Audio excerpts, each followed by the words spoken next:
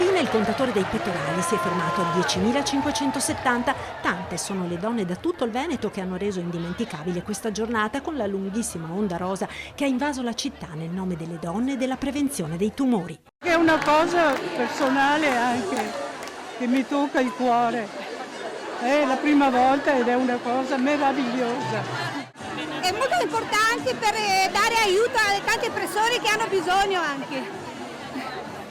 Ciao, siamo le Pink Lady da Scorzè!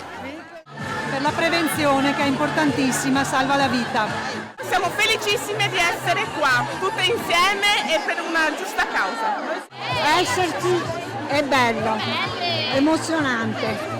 La più piccola è Matilde, 3 mesi, nella carrozzella spinta dalla mamma.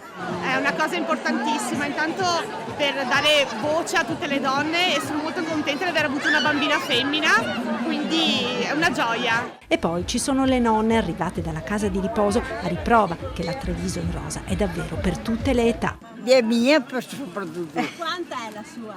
96. C'è chi ancora sta combattendo, chi è guarita, chi vuole semplicemente manifestare la propria vicinanza facendola diventare forza per tutte. Io ho avuto un cancro e sto bene. Sono guarita e sono qua. Felice. Per la nostra presenza, per il tumore al seno, per tutte quelle che stanno combattendo questa loro guerra. Per partecipare e per ritornare a vivere dopo una malattia. Donne, fate sempre i controlli, è tanto importante. La prevenzione è importantissima e la collaborazione e la solidarietà. Dobbiamo essere uniti, venire sempre di più persone alla gara.